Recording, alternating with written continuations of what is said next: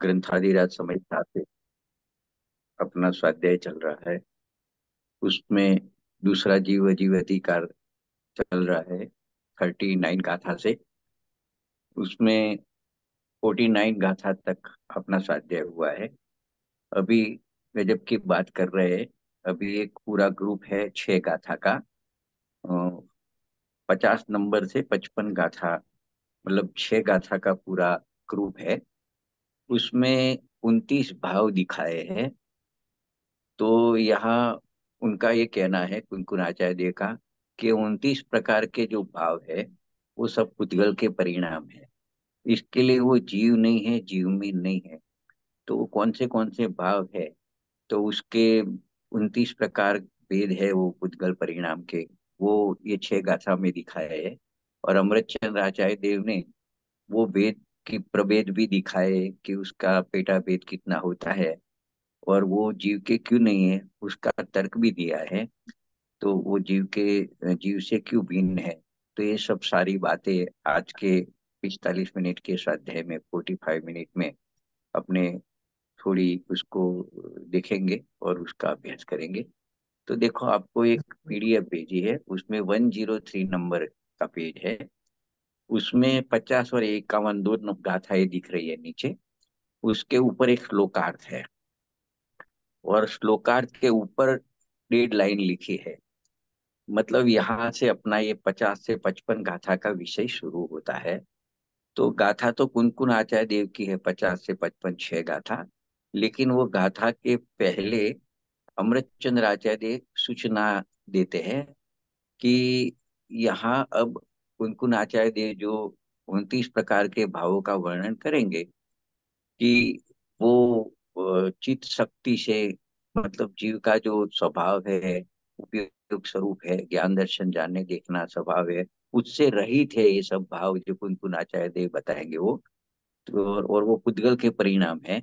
इसके लिए वो जीव के नहीं है, तो उसकी सूचना के रूप में ये श्लोक एक कुनकुन आचार्य जी ने 2 लाइन का छोटा सा लिखा है। तो पहले वो श्लोक में क्या आता है उसकी सूचना है। श्लोकार्थ के ऊपर की 1.5 लाइन है, वो पढ़ रहे हैं मैं।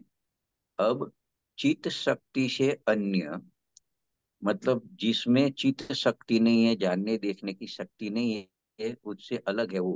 अब चित्त शक्ति से अन्य जो भाव है वे सब उद्गल द्रव्य संबंधी है। ऐसी आगे की गाथाओं की, मतलब अभी जो 6 गाथाओं आएगी उसकी सूचना रूप से ये श्लोक कहते हैं अमृतचंद्र आचार्य देव। तो श्लोक ऊपर लिखा है, वही पेज पे 2 लाइन का श्लोक लिखा है। मैं श्लोक पढ़ रहा हूँ। अनुष्टुप छंद में है। चित शक्ति व्याप्त सर्वस्व सारो जीव इयानयम् अतो अतिरिक्ता सर्वे अपि भावा पौद्गलिकायमि। क्या कह रहे हैं, अभी जो अपने 2 लाइन पढ़ी ना, वहां श्लोकार्थ लिखा है, वो श्लोकार्थ को पढ़ रहे हैं। तो ये 6 गाथा का विषय क्या है वो इसमें अपने को पता चलेगी। श्लोकार्थ में लिखा है, चित शक्ति व्याप्त सर्वस्व सार। मतलब क्या कह रहे हैं कि चैतन्य शक्ति से व्याप्त। व्याप्त मतलब वो चैतन्य शक्ति में फैला हुआ, चैतन्य शक्ति से बना हुआ, उसको बोलते हैं चैतन्य शक्ति से व्याप्त, जिसका सर्वस्व सार है ऐसा अयम जीव, यानी कि यह जीव, कि जो चैतन्य शक्ति से व्याप्त, जिसका सर्वस्व सार है ऐसा यह जीव, यानी इतना मात्र ही है। फिर आगे लिखा अत अतिरिक्ता, मतलब इत शीत शक्ति से शून्य, अभिभावा अमीभावा, यानी जो ये जो भाव है जो आगे गाथा में बताएंगे, सर्वे अपि, ये सभी वे सभी, उद्गलिका, मतलब पुद्गल जन्य है, पुद्गल के ही है, वो जीव के नहीं है। वो भाव जीव नहीं है और जीव के भी वो भाव नहीं है। तो इस प्रकार से श्लोक में सूचना दी कि आगे की गाथा में क्या कहने वाले हैं। तो अभी ये जो भाव है 29 भाव, वो भाव के नाम सहित इसमें गाथा में आएंगी, 6 गाथा आएगी उसमें। और उसका व्याख्यान करेंगे, यानी उसको बताएंगे कि वो 29 प्रकार के भाव कौन से है जो चित्त शक्ति से शून्य है, रहित है और जीव में नहीं है। और पुद्गल जन्य ऐसे भाव कौन से है, तो उसके लिए अपने 6 गाथाएं वो क्रम से अपने पढ़ रहे हैं। नहीं वर्ण जीव के गंध, नहीं नहीं स्पर्श रस जीव के नहीं, नहीं रूप अर्थ हनन, नहीं संस्थान, नहीं तन भी नहीं, नहीं राग जीव के द्वेष, नहीं अरुमोह जीव के है नहीं, प्रत्यय नहीं, नहीं कर्म यरु नो कर्म भी जीव के नहीं। आगे 52 नंबर का था। नहीं वर्ण जीव के वर्गणा, नहीं कर्म स्पर्धक है, नहीं अध्यात्म स्थान न जीव के, अनुवाग स्थान भी है नहीं, जीव के नहीं कुछ योग स्थान, रूप बंध स्थान भी है नहीं, नहीं उदय स्थान न जीव के, अरु स्थान मार्गण के नहीं, स्थिति बंध स्थान न जीव के, संक्लेश स्थान भी है नहीं, जीव के विशुद्धि स्थान, संयम लब्धि स्थान भी है नहीं,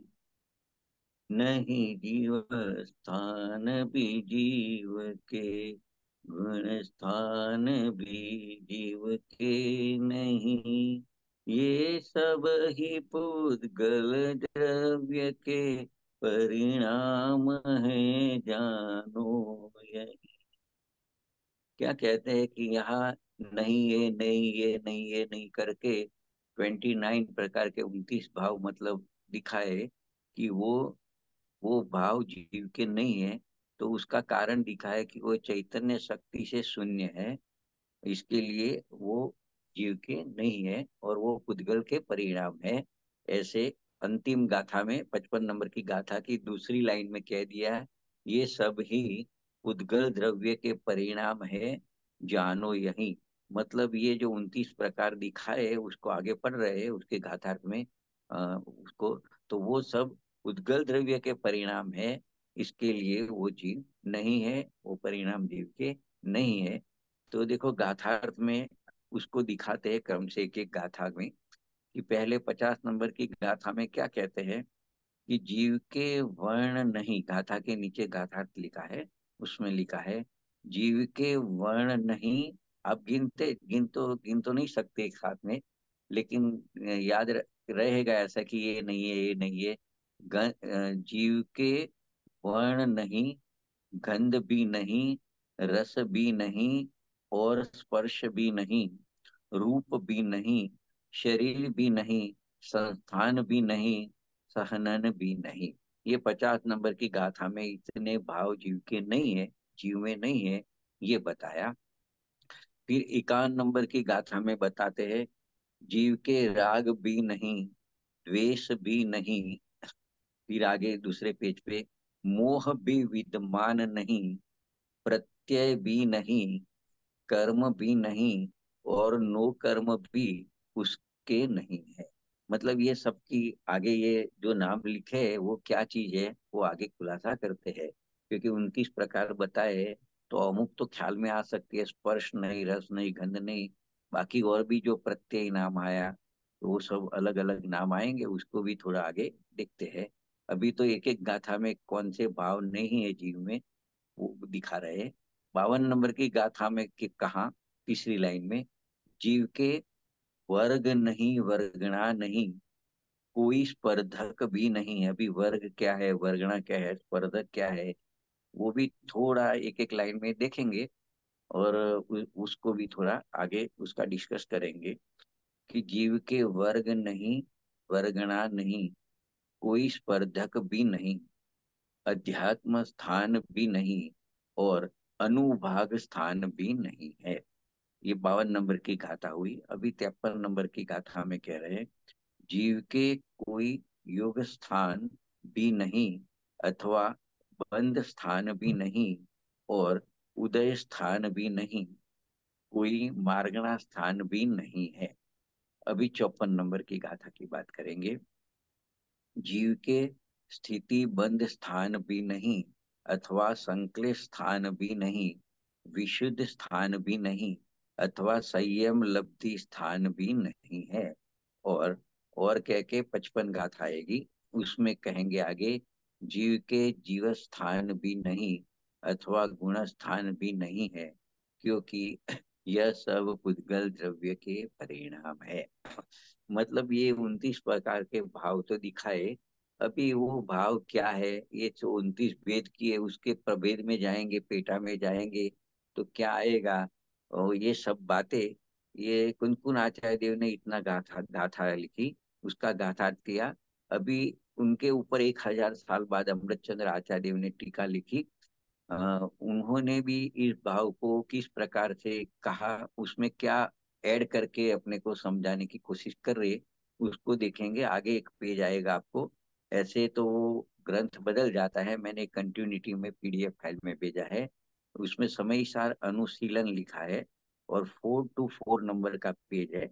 उसका जो लास्ट पैराग्राफ है उसको पढ़ेंगे। मतलब अभी अमृतचंद्र आचार्य देव के 29 भाव के बारे में और क्या डिटेल करना चाहते हैं, उसमें 5 चीज की डिटेल करेंगे।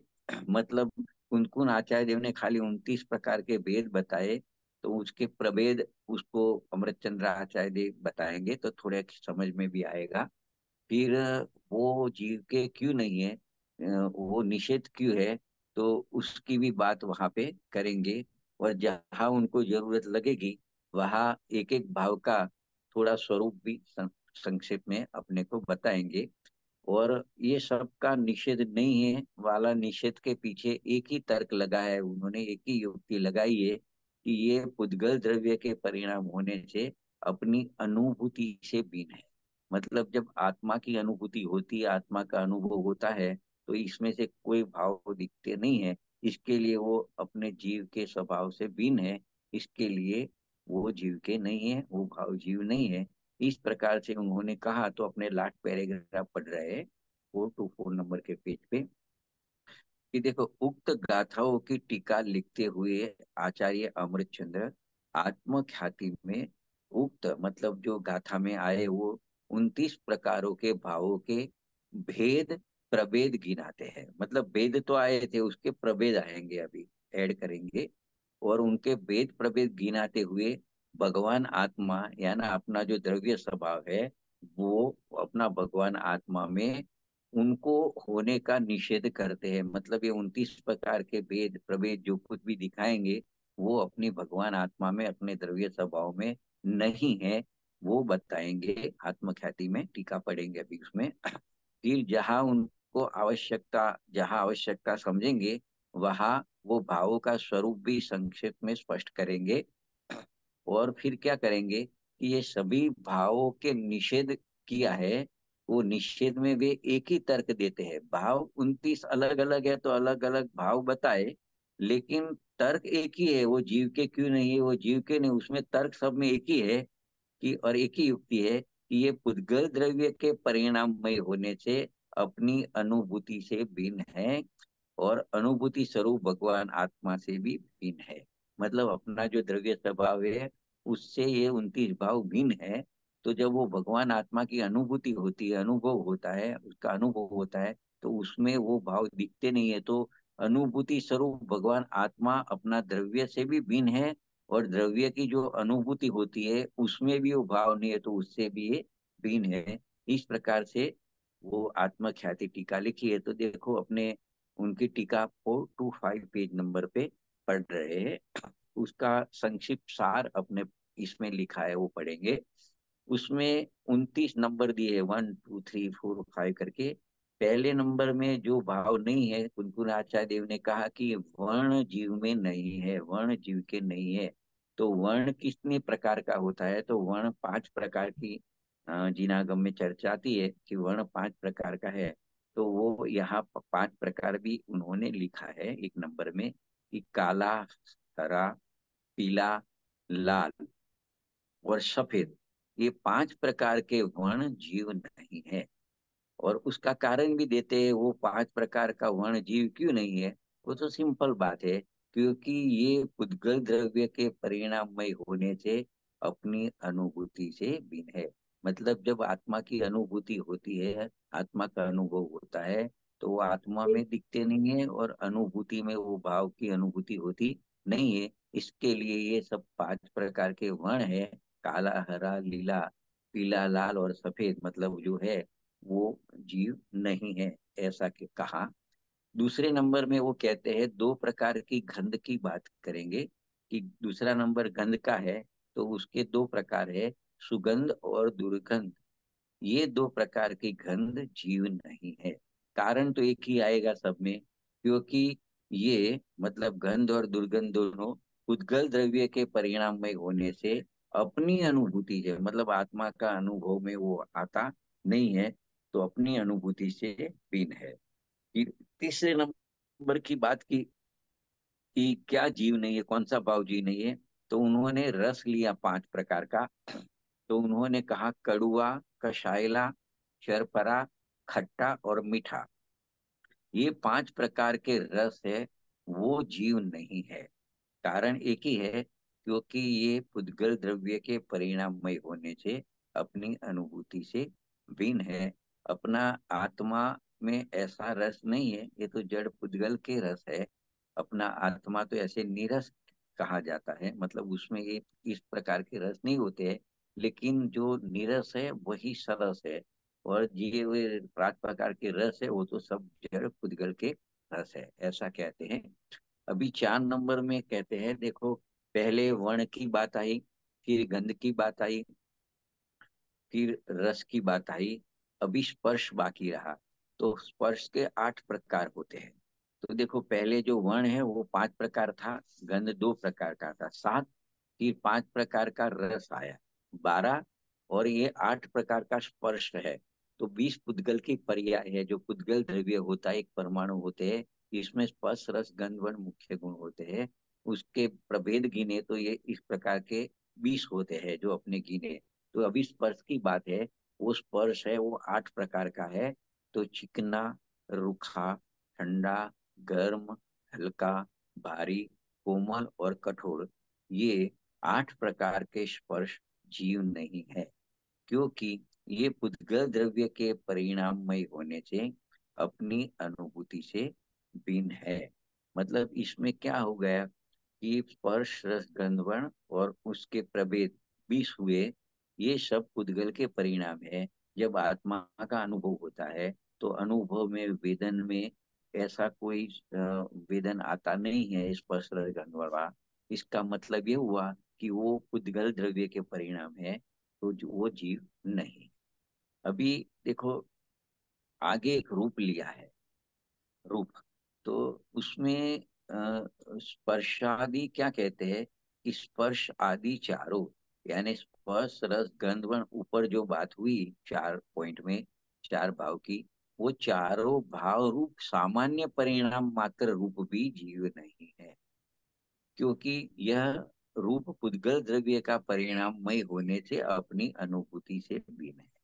देखो, इसमें एक पहला पॉइंट था, उसमें वर्ण लिया था, तो वर्ण को ही रूप कहते हैं, लेकिन यहाँ रूप को अलग लिया है। यहाँ रूप में क्या लिया है, स्पर्श, रस, गंध, वर्ण चारों मिला के जो रूप होता है, वो रूप पुद्गल का ही होता है। तो ऐसा रूप आत्मा में दिखाई नहीं देता, आत्मा के अनुभव में, इसके लिए वो रूप से भी आत्मा भिन्न है। तो इस प्रकार से ये पांचवा भाव हुआ।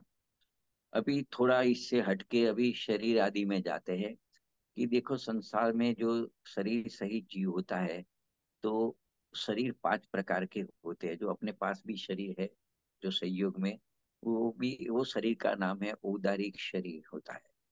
तो अपने मनुष्य और तिर्यंस के जो शरीर है, वो औदारिक शरीर है। और नारकी और तिर्यंस के पास है, वो वैक्रियक शरीर होता है। फिर आहारक शरीर तो आहारक रुद्धिधारी मुनिराज को होता है।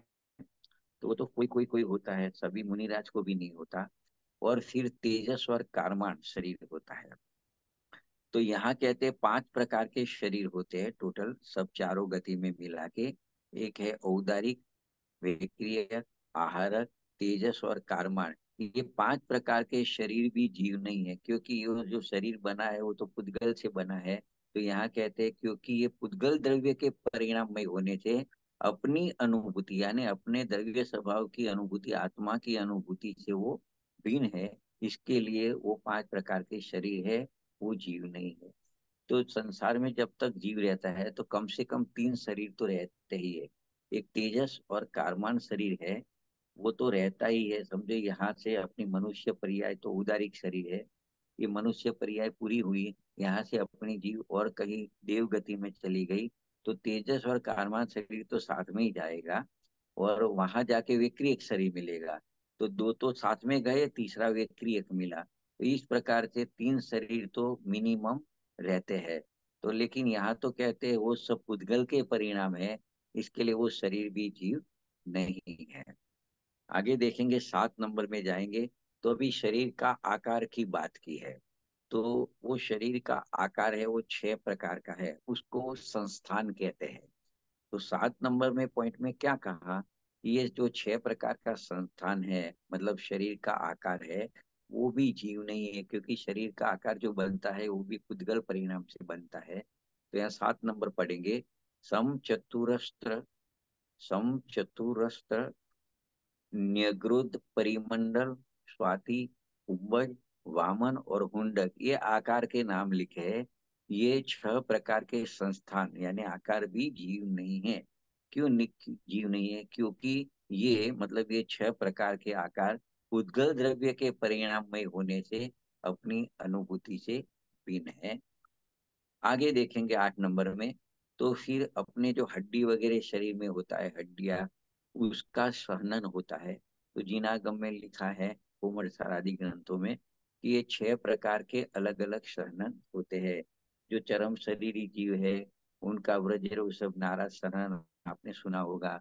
कि नारकियों को भी वज्र वृषभ नाराज सहनन होता है, मतलब लोहे जैसा उसका हड्डी वगैरह उनका ज्वाइंट होता है, वो सब ऐसा होता है। तो इसके लिए उसका नाम वज्र वृषभ नाराज लिखा है। तो यहाँ पे कहते हैं कि ऐसे अलग अलग 6 प्रकार के शहनन होते हैं। तो यहाँ कहते हैं वज्र वृषभ नाराज, वज्र नाराज, खाली नाराज, अर्ध नाराज, किलिका और असंप्राप्ता सुपाटिका, ये 6 प्रकार के सहनन भी जीव नहीं है। क्योंकि कारण तो सब में एक ही है, ये सभी मतलब ये 6 प्रकार के सहनन पुद्गल द्रव्य के परिणाम होने से अपनी अनुभूति से भिन्न है। फिर आगे जाएंगे 9 नंबर में। तो यहाँ कहते हैं कि एक प्रीति रूप जो राग परिणाम होता है वो जीव नहीं है, क्योंकि वह पुद्गल द्रव्य के परिणाममय होने से अपनी अनुभूति से भिन्न है। मतलब देखो, अपना स्वभाव है तो ज्ञानमय होता है। और ये राग है, यहाँ प्रीति रूप राग लिखा, मतलब भगवान की प्रीति है तो भगवान की भक्ति का भाव आता है, भगवान की पूजा का भाव आता है, भगवान के लिए दर्शन के लिए तीर्थ यात्रा के भाव आता है, वो सब शुभ राग है, वो प्रीति रूप राग है। तो वो बोलते हैं वो राग भले जीव की पर्याय में है, फिर भी वो यहाँ कहते हैं वो पुद्गल के परिणाम कहा। उद्गल के परिणाम कहने का कारण एक ही है कि अपना स्वभाव नहीं है वो राग है, तो वो विभाव है। काफी बातें आएगी इसमें, एक दो बात अपने कर सकते हैं कि वो एक तो अपना स्वभाव नहीं है, वो विभाव है। फिर जब ऐसे ज्ञानानंद स्वभाव की अनुभूति होती है तो वहां राग का अनुभव नहीं होता है, वितरागता का अनुभव होता है।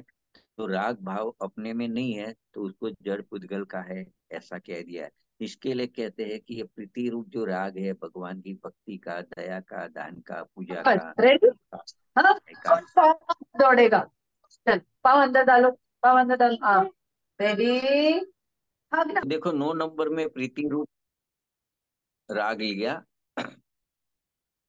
और अप्रतिरूप द्वेष के भाव लिए। वो राग देश एक्चुअली है तो जीव की पर्याय में, मतलब 9 नंबर 10 नंबर के भाव की बात करें तो, लेकिन वो पर्याय के भाव है, वो द्रव्य स्वभाव में वो भाव नहीं है, क्योंकि ये राग देश के भाव विभाव है, तो उसको पुद्गल के खाते में डाल दिया है। 11 नंबर में भी एक भाव लिया है, मोह को लिया है, और मोह का लक्षण बताया है, यथार्थ तत्व की अप्रतिपत्ति रूप मिथ्यात्व रूप मोह भी जीव नहीं है। मोह भाव भी विभाव है, राग देश मोह सब विभाव के खाते में जाता है, वो अपना स्वभाव भाव नहीं है, तो उसको पुद्गल के परिणाम में डाला है। एक तो ये बात ही।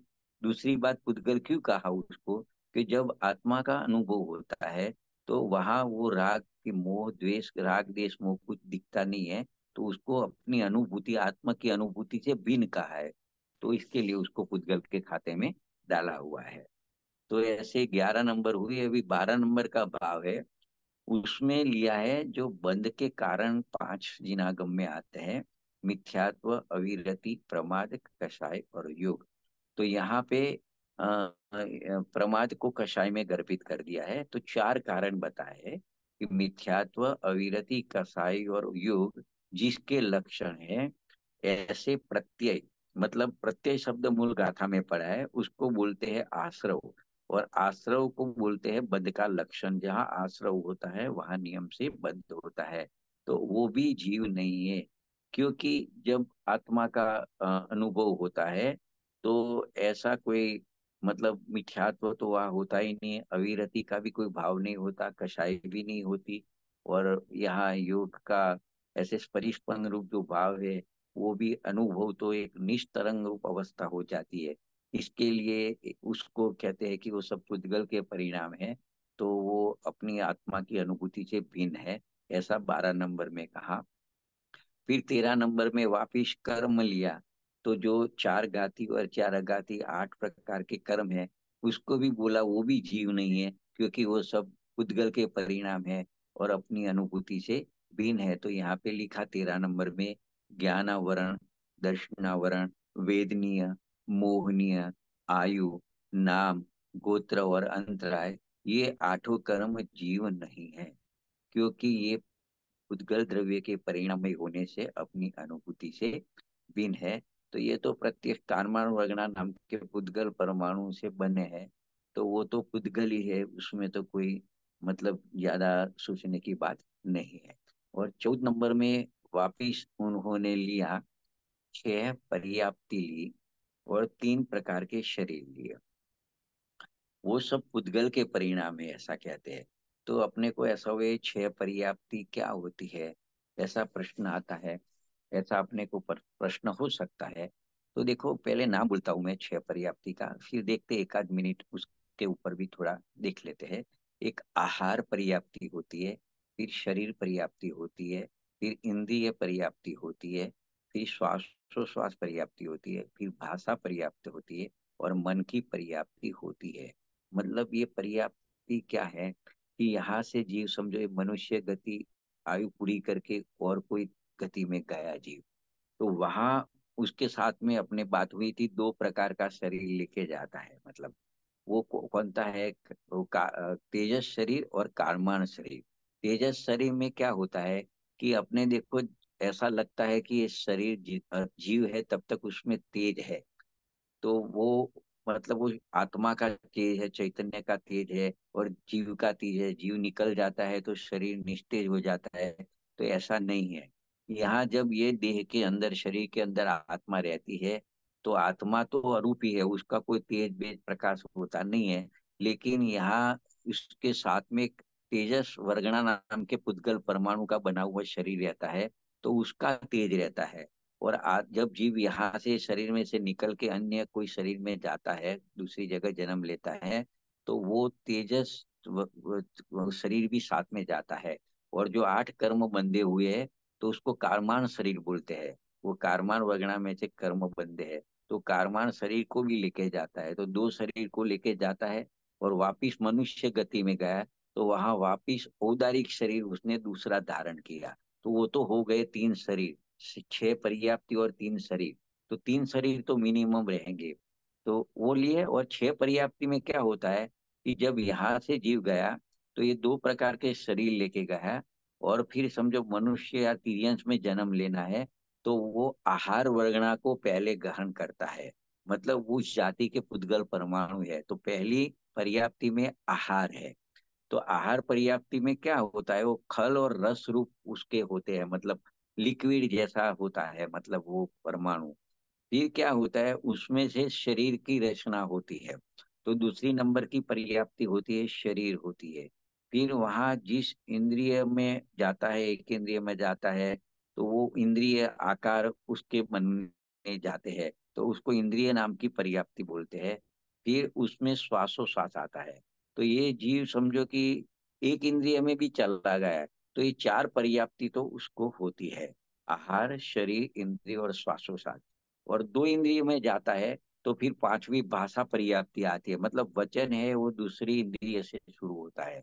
और फिर असंगनी तब तो ये पांच पांच पर्याप्ति रहती है। जब संगनी होता है तो मन नाम की पर्याप्ति आती है, तो छह पर्याप्ति पूरी होती है।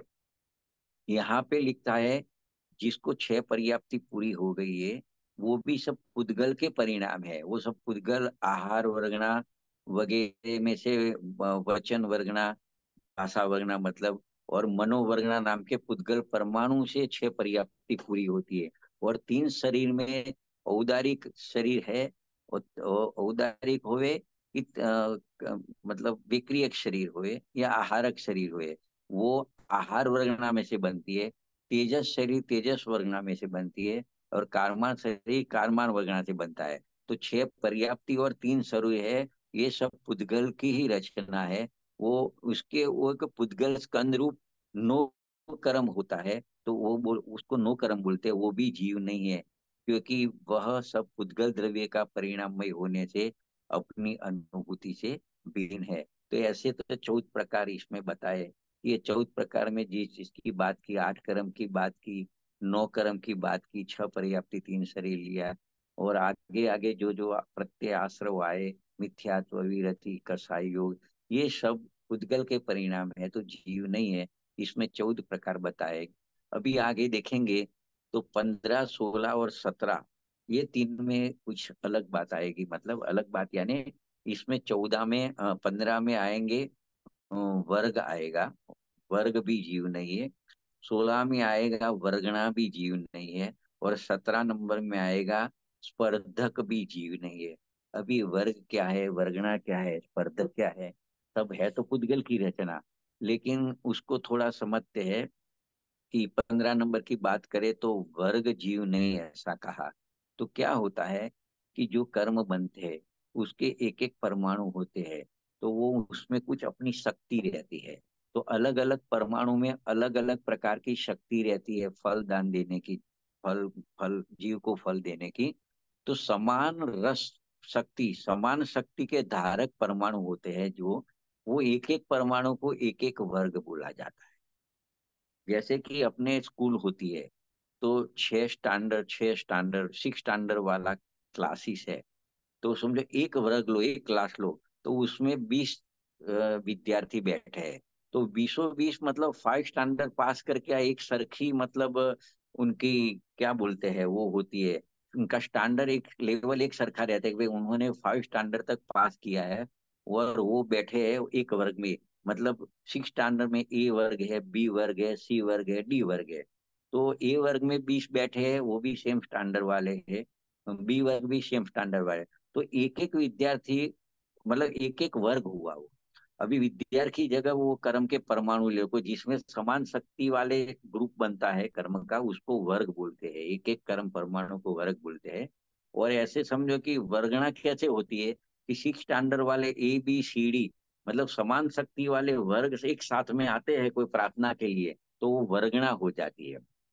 और स्पर्धक में क्या होता है कि 5 स्टैंडर्ड वाले भी आएंगे, 6 स्टैंडर्ड वाले आएंगे, 6 स्टैंडर्ड वाले भी आएंगे, तो वर्ग वर्गना सब मिल के आएंगे, तो सब स्पर्धक हो जाते हैं। मतलब एक साथ में अलग अलग शक्ति वाले वर्गों के समूह वर्गना वो जीव के उदय में आते हैं, कर्म के परमाणु, उसको स्पर्धक बोलते हैं।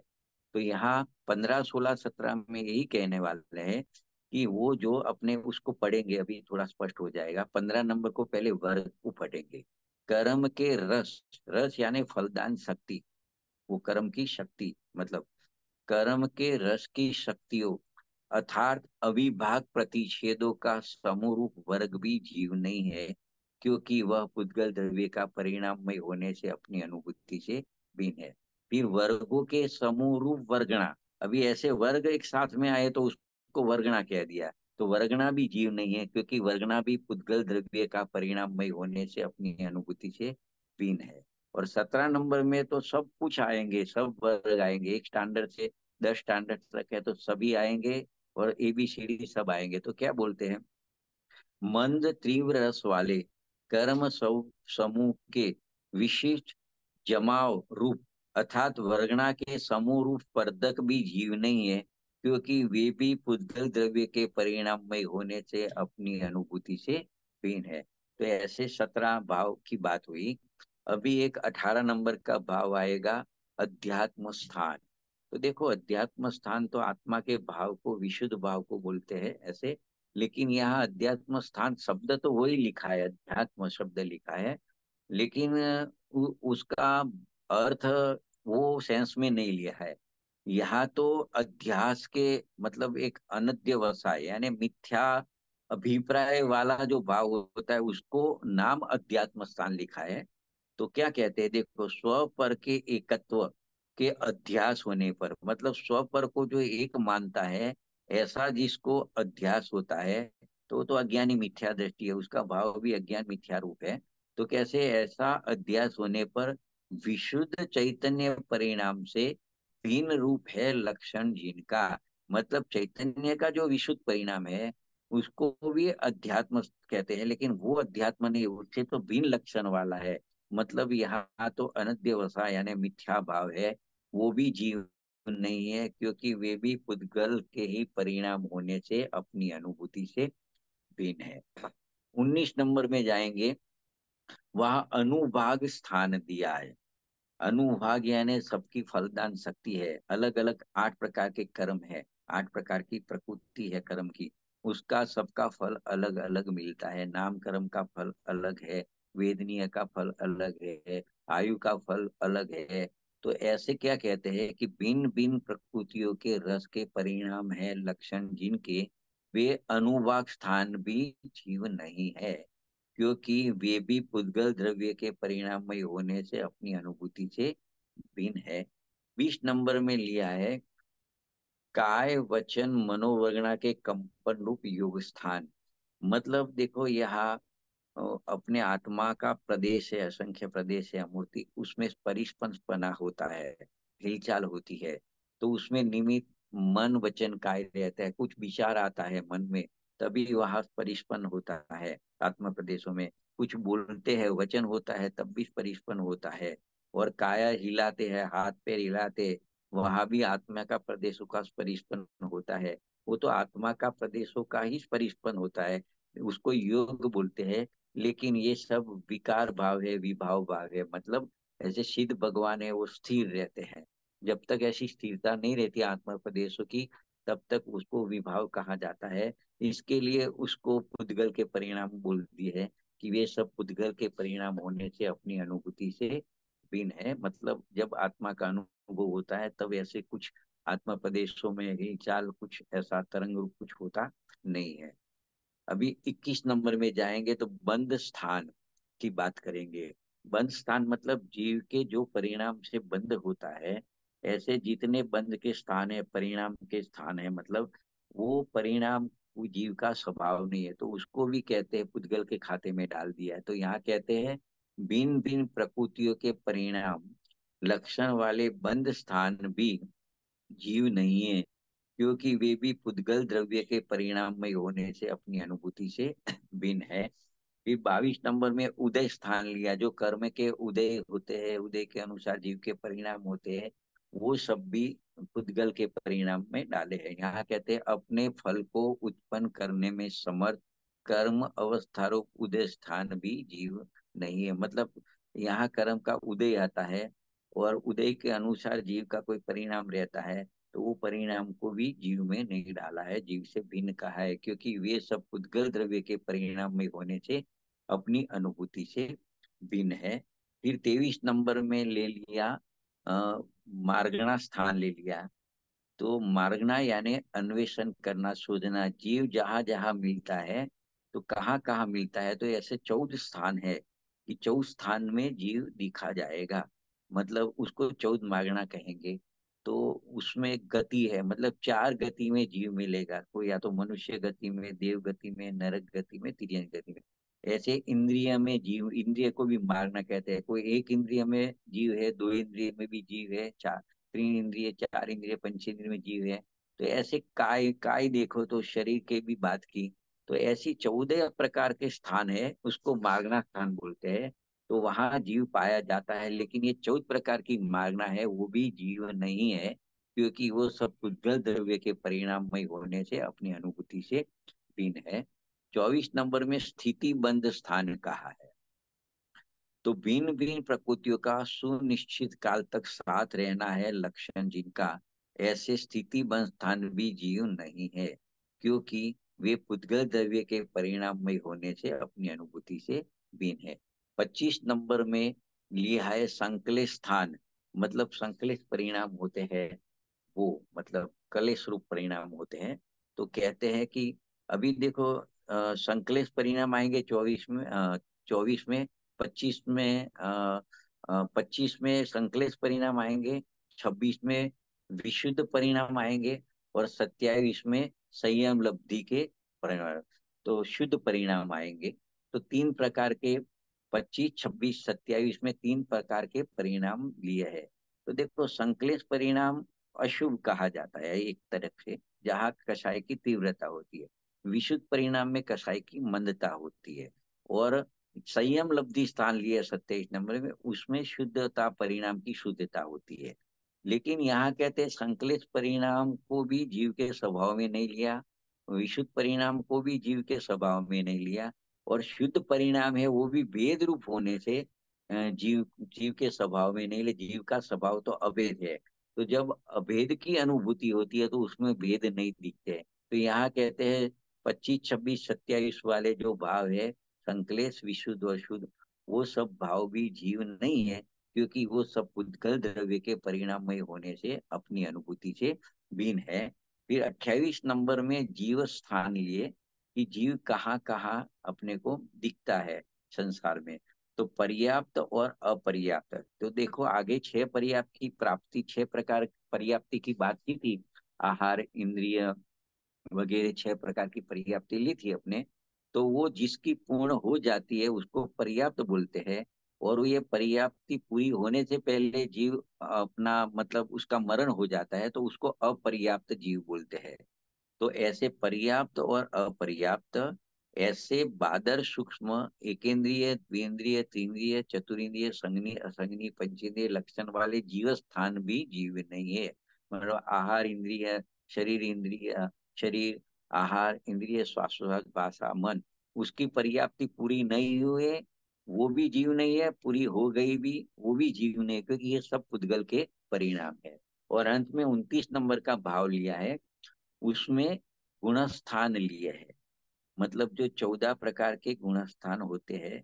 तो कोई भी जीव लो, निगोच से लेके अरिहंत अवस्था तक के, सयोग केवली, अयोग केवली तक, तो ये 14 गुण स्थान में कहीं ना कहीं वो जीव रहेगा, चाहे अवृति शावक हो, मिथ्या दृष्टि हो, छठे सातवें गुण स्थान वाले मुनिराज हो, श्रेणी वाले मुनिराज हो, अरिहंत सयोग केवली हो, एक केवली हो, संसारी जीव ये 14 प्रकार के गुण स्थान में दिखेगा। तो उसके नाम दिए हैं 14 गुण स्थान के, कि मिथ्या दृष्टि है, साधन सम्यक दृष्टि है, सम्यक मिथ्या दृष्टि है, चौथा गुण स्थान है असंयत सम्यक दृष्टि का, पांचवा गुण स्थान है संयत असंयत का, छठा गुण स्थान है प्रमथ संयत का, सातवां गुण स्थान है अप्रमथ संयत का, आठवां गुण स्थान है अपूर्वकरण का। फिर 2 प्रकार की श्रेणी आती है, उपशम श्रेणी को उपशमक जीव बोलते हैं, क्षपक श्रेणी वाले को क्षपक जीव बोलते हैं। उसके 3 गुण स्थान है, तो उपशमक तथा क्षपक, अनिवृत्ति, बादल, सांप्राय। फिर वो हो गया 9वां। 10वां आया उपशमक तथा क्षपक सूक्ष्म सांप्राय। और 11वां आ गया उपशमक तथा क्षपक उपशांत कसाय। फिर 12वां गुण स्थान है क्षीण कसाय। 13वां गुण स्थान है सयोग केवली। और 14वां गुण स्थान आया अयोग केवली। भेद वाले गुण स्थान भी जीव नहीं है, क्योंकि वे उद्गल द्रव्य के परिणाममय होने से अपनी अनुभूति से भिन्न है। इस प्रकार से 29 भाव वेद 29 बताए उद्गल के परिणाम, और उनके प्रभेद भी साथ में यथायोग्य जहां जहां थे वहां पे बताए। तो यहाँ कहते हैं इस प्रकार के 29 प्रकार के भाव सभी उद्गल द्रव्य के परिणाम मय होने से वो जीव नहीं है। जब जीव का आत्मा का अनुभव होता है तो उसमें 29 प्रकार में से एक भी भाव वहां दिखाई नहीं देता है। इसके लिए कहा कि उनसे भिन्न है। तो जो कुनकुन आचार्य ने खाली 29 भाव के नाम दिए थे गाथा में, तो अमृत चंद्र आचार्य ने वो 29 भाव के प्रभेदों की भी चर्चा की, मतलब उसके प्रकार है, उसका थोड़ा यथायोग्य स्वरूप भी बताया कोई कोई जगह पे। इस प्रकार से अमृत चंद्र आचार्य देव ने क्लैरिटी की है। इसमें क्या है कि अमृत चंद्र आचार्य देव ने एक बार और बताई कि सभी भाव बताए, साथ में एक ही बात उन्होंने दोहराई सब में, कि ये सब उद्गल द्रव्य के परिणाम में होने से अपनी अनुभूति से भिन्न है। ये वाक्य 29 बार आया, क्योंकि ये हेतु वाक्य है। मतलब ये जीव क्यों नहीं है उसका कारण दिखाता है कि वो सब उद्गल द्रव्य के परिणाम में है। तो इसके लिए वो जीवत उसमें जीवत्वपना नहीं है 29 प्रकार के भाव में, वो दिखाने के लिए उन्होंने 29 बार ये वाक्य को दोहरा है। तो यहाँ तो ऐसे इतना अपना थोड़ा नाम 29 भाव से परिचय नहीं होने से थोड़ा ऐसा लगे, बाकी बात एक ही है कि अपना अनुभव होता है वो चैतन्यमय ही होता है, ज्ञानानंद में ही होता है। ये 29 प्रकार में से कोई भाव का अनुभव आता नहीं है, तो उसको पुद्गल में डाल दिया और उसको जीव नहीं कहा है। वो बस इतना ही इसमें स्पष्ट है, तो एकदम क्लियर है। और दो बात अपने उसमें दोहराई थी जो थोड़ा ध्यान देने योग्य थी, कि पहले नंबर के पॉइंट में वर्ण शब्द आया था और पांचवें नंबर के पॉइंट में रूप शब्द आया था।